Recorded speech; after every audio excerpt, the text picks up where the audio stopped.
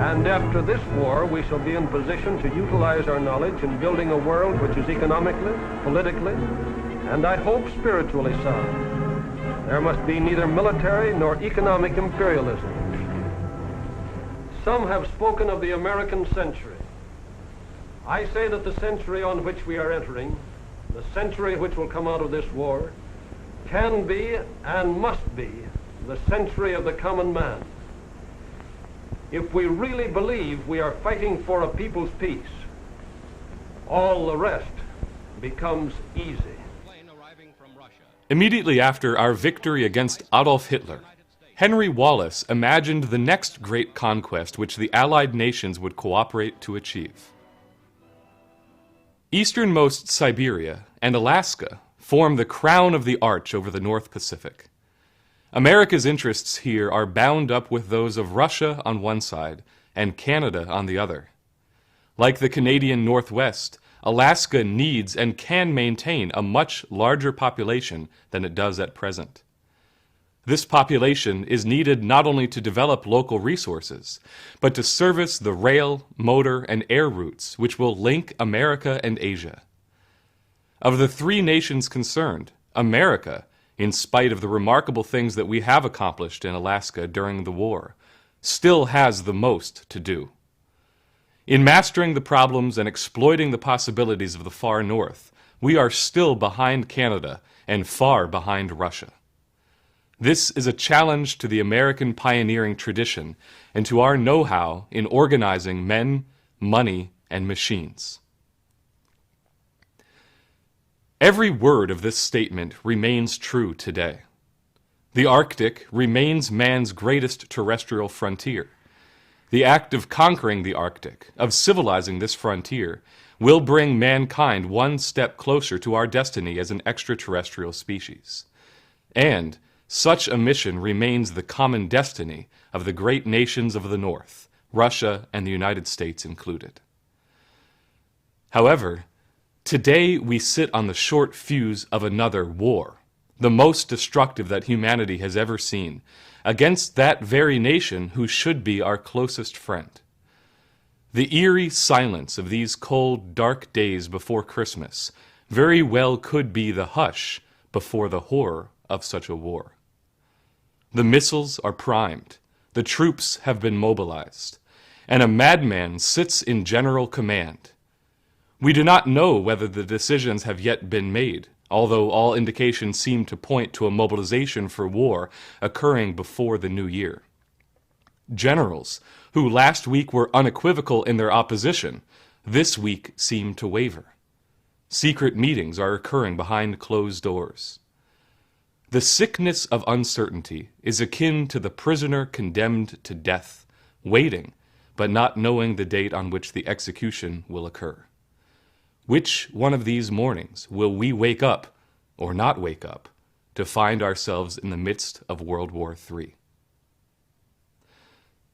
However, if we are to understand who the enemy is, and how to defeat him even at this late date, it is necessary to step back from the mere experiences of today. Don't let the circumstances of current events blind you to the true causality behind the events you see. Iran is not the issue, nor Syria, nor Israel itself. Although every effort at war avoidance and diplomacy is of critical importance in these tense days, despite the most heroic of efforts, the threat of war and global genocide will continue to bear down upon us like the axe of the executioner until we pull the hood off of his hidden face. Barack Obama has now unarguably presented himself as Hitler in the White House, with the recent passage of his Enabling Act. It has now been enshrined into U.S. law that the president can grab U.S. citizens right off the street and imprison them without trial. Your neighbor, or yourself, could simply disappear without a trace, never to be heard from again. This is what it means to have Hitler for president. And Obama, just like Hitler, is nothing but the tool of an even greater evil, the British Empire. He is their lever by which they maintain control over the machinery of world politics through their control over the American military and our nuclear arsenal. Obama was planted in his position illegally from the start for no other reason than to prepare the way for war, reducing the United States to a mere colony of the British Queen to be used as cannon fodder in her agenda for global genocide. This has been the recipe for imperialism, which the British have applied since the very day that Roosevelt died. And this is what Obama represents. As Winston Churchill famously said, "With British brains and American brawn, we can rule the world." Many persons in freedom-loving countries, among them Winston Churchill, feel that the future of the world is in the hands of the United States. Nothing stands between Europe today and complete subjugation to communist tyranny but the atomic bomb in American possession. Of one thing I am quite sure, that if the United States were to consent, in reliance upon any paper agreement, to destroy the stocks of atomic bombs which they have accumulated, they would be guilty of murdering human freedom and of committing suicide themselves. I have not always been wrong. Some feel that the situation should be resolved at once. Something ought to be done about Well, sure something has to be done. What? it. I don't know. My cousin Harry was saying last night he thinks the only thing to do is drop a big bunch of atom bombs over Russia fast. Well, maybe that's the only thing they'd understand. As soon as the Second World War was over, the British began cooking up the ingredients for a third. The nations that were allied together to defeat Adolf Hitler, Russia, China, and the United States, would have to be pitted against each other and induced to destroy themselves, were the British Empire to survive. To plant the seeds of enmity in order to poison the soils of friendship. And that has been the agenda ever since. Ask yourself this: why do we fail to see the face of this enemy? Why do we fail to understand the causes behind the events we experience today?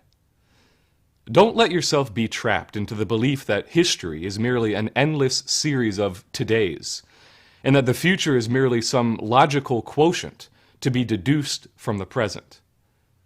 To act as a giant on the stage of world affairs now, as we must, you must begin to think much differently.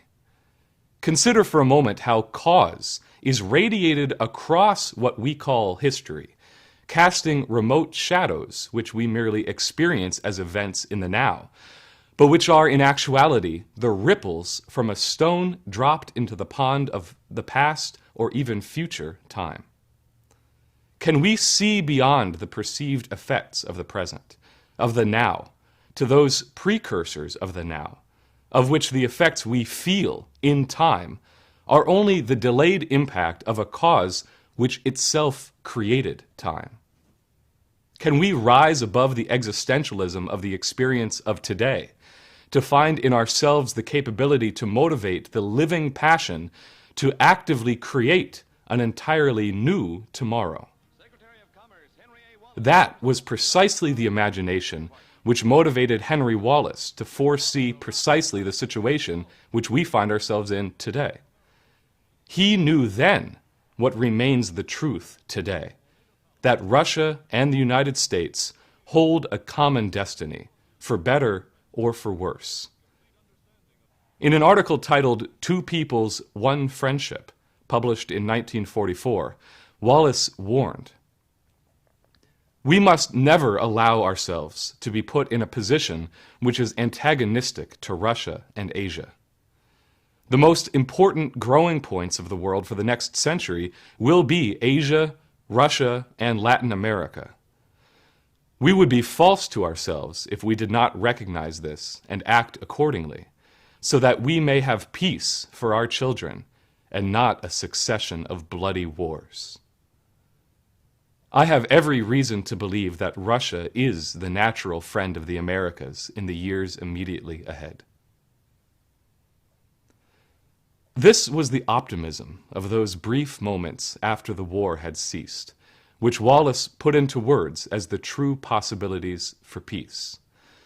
And if achieved, it would have been a peace poisonous to the oligarchical principle, rendering the empire itself impotent and obsolete, which is why the empire has been desperate to destroy this peace even until the present day.